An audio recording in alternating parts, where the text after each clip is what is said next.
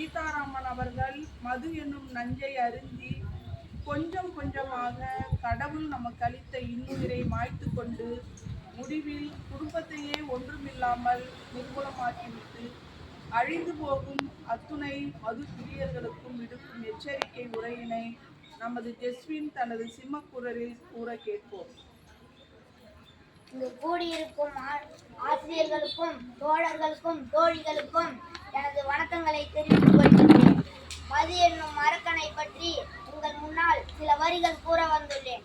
உத்தரப்பிரதேச மாநிலத்திற்கு சென்று கிடைக்கும் வருமானம் 42,000 கோடிகள். தமிழ்நாட்டில் 50,000 கோடிகள் மதுவின் மூலமாக வருமானம் கிடைத்திருக்கிறது. வெவ்வேறு கொள்கைகளையும் கோட்பாடுகளையும் சிந்தனைகளையும் கொண்டவர்கள் எல்லாம் குடிமகன்களின் நலன்கள் என்று வரும்போது ஒத்த கருத்தோடு இணைந்து விடுகின்றனர். இங்கு கட்சி மாறினாலும் காட்சிகள் மாறப்போவது கிடையாது. உங்களுக்கு பெப்சி பிடிக்காது என்று சொன்னால் நீங்கள் கொக்கோ கோலா அருந்த வேண்டும். உங்களுக்கு செவனப் பிடிக்காது என்று சொன்னால் நீங்கள் ஸ்ப்ரைட் அருந்த வேண்டும். அதுதான் இங்கு விதி. இது பன்னாட்டு அரசியல் என்றால் நான் மேலே குறிப்பிட்டது உள்நாட்டு அரசியல். இதில் குடிப்பவர்களை குடிகாரர்கள் என்று கூட கூறக்கூடாது. அப்படி கூறுவது மிகுந்த மன வருத்தம் அளிக்கின்றது என்று மாண்புமிகு அமைச்சர் கூட மிகவும் வேதனைப்படுகின்றார். குடிப்பவர்களை மதுப்பிரியர்கள் என்று கூற வேண்டும். அப்படியாயின் பாலியல் குற்றவாளிகளை என்ன கூறுவது? காமப்பிரியர்கள் என்றா அல்லது காம மிகுதியாளர்கள் என்றா? எப்போதாவது குடிப்பவருக்கு பெயர் சோசியல் ட்ரிங்கர்ஸ், அதாவது சமூக குடிகாரர்கள். அப்படியாயின் எப்போதாவது களவு செய்பவனை என்ன சொல்வது? சமூக திருடன் என்றா? எப்போதாவது லஞ்சம் பெறுபவனை என்ன சொல்வது? தவறுகளை ஒருபோதும் நியாயப்படுத்தாதீர்கள்.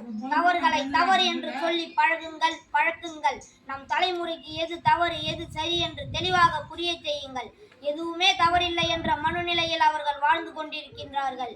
இது இப்படியே நீடித்தால் கொலை செய்பவனும் கொள்ளை அடிப்பவனும் வன்புணர்வு செய்யவனும் லஞ்சம் பெறுபவனும் தன்னுடைய தரப்பு நியாயமானது என்று வாதிடும் சூழ்நிலை ஏற்படலாம். அதையும் நான் பரிசீலிக்கும் நாளும் வரலாம்.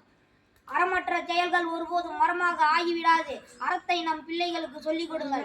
ஒவ்வொரு சொல்லிலும் அறம் இருக்கின்றது என்று தெளிவாக புரிய செய்யுங்கள்.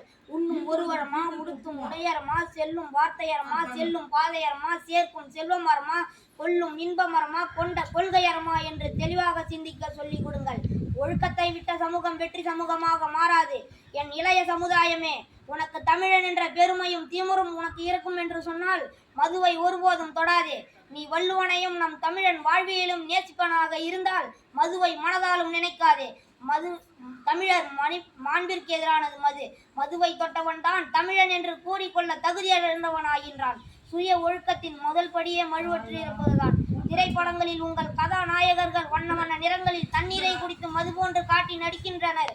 அதை பார்த்து சிலிர்த்து போன நீங்கள் உண்மையான விஷத்தை குடித்து உங்கள் வாழ்க்கையை அழித்துக் கொள்கின்றீர்கள். மதுவும் புகையும் போதையும் கெத்து என்று நினைக்காதே. அது உன்னை வெத்தாக மாற்றிவிடும். அது ஆண்மையின் அடையாளம் அல்ல. உன் அத்தனை சக்திகளையும் உறிஞ்சி எடுத்துக்கொண்டு ஒரு நாள் உன்னை சக்கையாக தூக்கி எறிந்துவிடும்.